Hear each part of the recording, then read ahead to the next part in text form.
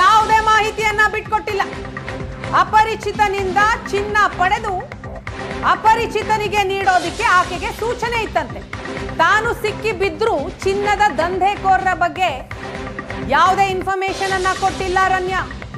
ಚಿನ್ನದ smuggling gang ರಕ್ಷಣೆಗೆ ಮುಂದಾದ್ಲ ರನ್ಯಾ. ಚಿನ್ನದ ಸ್ಮಗ್ಲಿಂಗ್ ಗ್ಯಾಂಗ್ ನ ಒಬ್ಬನ ಹೆಸರನ್ನೂ ಕೂಡ ಆಕೆ ಹೇಳಿಲ್ಲ. ಕೇವಲ ಅಪರಿಚಿತ ವ್ಯಕ್ತಿ ಅಂತ ಹೇಳ್ತಾ ತನಿಖೆಯ ಹಾದಿ ತಪ್ಪಿಸುವ ಯತ್ನವನ್ನ ಮಾಡಿದ್ದಾಳ. ದಂಧೆಕೋರರ ಬಗ್ಗೆ ಬಾಯ್ ಬಿಡದೇ ಇದ್ರೂ ಡಿಆರ್ಐ ತನಿಖೆಯನ್ನ ಮುಂದುವರಿಸಿದೆ. ರನ್ಯಾ ಫೋನ್, ಲ್ಯಾಪ್ಟಾಪ್ ಡೇಟಾ ಆಧರಿಸಿ ಸಿಂಡಿಕೇಟ್ ಸದಸ್ಯರಿಗಾಗಿ ಬಲೆ ಬೀಸಿದೆ ಡಿಆರ್ಐ. ಚಿನ್ನದ ಕಳ್ಳ ಸಾಗಾಣೆ ಹಿಂದಿನ ವ್ಯಕ್ತಿಗಳ ಬಗ್ಗೆ ಯಾವ ಇನ್ಫಾರ್ಮೇಶನ್ ಅನ್ನು ಕೂಡ ರನ್ಯಾ ರಾವ್ ಬಿಟ್ಕೊಟ್ಟಿಲ್ಲ.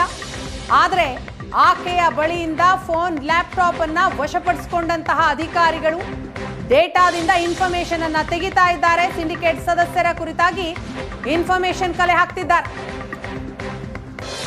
ಈ ಬಗ್ಗೆ ಇನ್ನಷ್ಟು ಹೆಚ್ಚಿನ ಡೀಟೇಲ್ಸ್ ನೀಡೋದಕ್ಕೆ ನಮ್ಮ ಪ್ರತಿನಿಧಿ ರಮೇಶ್ ಇದೀಗ ನಮ್ಮ ಜೊತೆ ಮತ್ತೆ ಜಾಯ್ನ್ ಆಗ್ತಾ ಇದ್ದಾರೆ. ರಮೇಶ್, ಎಲ್ಲಾ ಡೀಟೇಲ್ಸ್ ಅನ್ನ ನೋಡ್ತಾ ಇದ್ದಂತಹ ಸಂದರ್ಭದಲ್ಲಿ ರನ್ಯಾ ರಾವ್ ಸಿಕ್ಕಾಕೊಂಡಂತ ಸಂದರ್ಭದಲ್ಲೂ ಕೂಡ ಯಾವ ರೀತಿಯಾಗಿ ಹೇಳಿಕೆಯನ್ನು ಕೊಡಬೇಕು, ಏನೆಲ್ಲ ಮಾಹಿತಿಗಳನ್ನು ಮಾತ್ರವೇ ಬಿಟ್ಕೊಟ್ಟು ಯಾವೆಲ್ಲ ಮಾಹಿತಿಗಳನ್ನು ಬಿಟ್ಕೊಡ್ಬಾರ್ದು ಅನ್ನೋ ನಿಟ್ಟಿನಲ್ಲೂ ಕೂಡ ಬಹಳಷ್ಟು ಪ್ರೀ ಪ್ಲಾನ್ಡ್ ಆಗಿ ಸಿದ್ಧತೆಗಳನ್ನ ಮಾಡ್ಕೊಳ್ಳಲಾಗಿತ್ತು ಅನ್ನುವಂಥದ್ದು ವಿಚಾರ ಅನ್ಸೋದಿಲ್ವಾ ರಮೇಶ್? ಖಂಡಿತ ಮಧುಕರ್, ಯಾಕೆಂದ್ರೆ ಇಡೀ ಇನ್ವೆಸ್ಟಿಗೇಷನ್ ನೋಡ್ತಾ ಹೋದ್ರೆ ಅದರಲ್ಲಿ ರನ್ಯಾ ಹೇಳಿಕೆಯನ್ನು ಗಮನಿಸ್ತಾ ಹೋದ್ರೆ ಮತ್ತೆ ಇಲ್ಲಿಯವರೆಗೆ ಕೋರ್ಟ್ ಮುಂದೆ ಡಿಆರ್ ಅಧಿಕಾರಿಗಳು ಸಲ್ಲಿಸಿರುವಂತಹ ದಾಖಲೆಗಳನ್ನ ಪರಿಶೀಲನೆ ಮಾಡ್ತಾ ಹೋದ್ರೆ ರನ್ಯಾ ತನ್ನ ಪಾರ್ಟ್ ಅನ್ನು ಮಾತ್ರ ಆಕೆ ಹೇಳ್ತಾಳೆ. ತನಗೆ ಯಾರು ಕರೆ ಮಾಡಿದ್ರು, ಎಲ್ಲಿ ಚಿನ್ನ ಸಿಕ್ತು, ಅದನ್ನ ಎಲ್ಲಿ ಡೆಲಿವರಿ ಮಾಡಬೇಕಾಗಿತ್ತು, ತಾನು ಹೇಗೆ ಚಿನ್ನವನ್ನ ಕದ್ದು ತೆಗೆದುಕೊಂಡು ಬಂದೆ, ನನಗೆ ಪ್ರೋಟೋಕಾಲ್ ಅನ್ನ ಕೊಡ್ಲಿಕ್ಕೆ ಯಾವ ಅಧಿಕಾರಿಗಳು ಸಿದ್ಧರಾಗಿದ್ರು, ಈ ರೀತಿಯಾಗಿ ತನ್ನ ಪಾರ್ಟ್ ಅನ್ನು ಮಾತ್ರ ಹೇಳ್ತಂದ್ರೆ ತನಗೆ ಚಿನ್ನ ಕೊಟ್ಟವ್ರು ಯಾರು, ತಾನು ಬೆಂಗಳೂರಿಗೆ ತಂದ ನಂತರ ಚಿನ್ನವನ್ನ ಯಾರಿಗೆ ತಲುಪಿಸಬೇಕಾಗಿತ್ತು, ಅದು ಎಲ್ಲಿಗೆ ಹೋಗ್ತಾ ಇತ್ತು, ಈ ಬಗ್ಗೆ ಯಾವುದನ್ನು ಕೂಡ ಆಕೆ ಬಾಯಿ ಬಿಡೋದಿಲ್ಲ. ಅಂದ್ರೆ ಎಲ್ಲ ಒಂದ್ ಕಡೆ ಇಡೀ ಇದು ಇಂಟರ್ನ್ಯಾಷನಲ್ ಸಿಂಡಿಕೇಟ್ ವರ್ಕ್ ಆಗ್ತಿದೆ ಅನ್ನುವಂಥದ್ದು. ಆಕೆಗೆ ಫೋನ್ ಬರುವಂತದ್ದು ಕೂಡ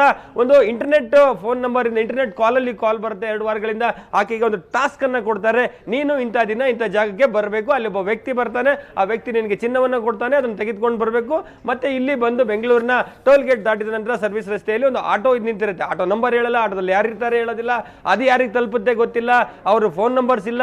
ಸೊ ಈ ರೀತಿ ಎಲ್ಲ ಒಂದ್ ಕಡೆ ಸಿಸ್ಟಮ್ಯಾಟಿಕ್ ಆಗಿ ಒಂದ್ ರೀತಿ ಈಗ ಡ್ರಗ್ ನ ಇದೇ ರೀತಿಯಾಗಿ ಸಪ್ಲೈನ ಮಾಡ್ತಾರೆ ಇಂಟರ್ನ್ಯಾಷನಲ್ ಲೆವೆಲ್ಗಳಲ್ಲಿ. ಅಂದ್ರೆ ಯಾರೋ ಒಬ್ಬ ಕೊಡ್ತಾನೆ ಅಂದ್ರೆ ಯಾರೋ ಒಬ್ಬ ಸಿಕ್ಕಿಬಿದ್ದ ಅಂದ್ರೂ ಕೂಡ ಹಿಂದಿನವ್ರು ಗೊತ್ತಾಗಬಾರ್ದು, ಮುಂದಿನವ್ರು ಗೊತ್ತಾಗಬಾರ್ದು.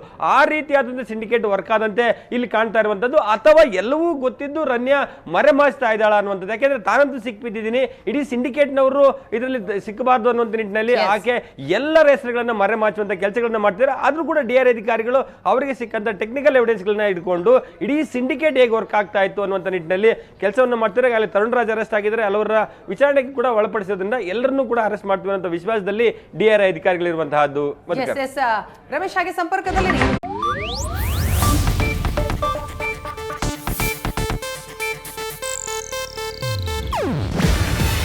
ಇದು ಏಷ್ಯಾನೆಟ್ ನ್ಯೂಸ್ ನೆಟ್ವರ್ಕ್ ಪ್ರಸ್ತುತಿ.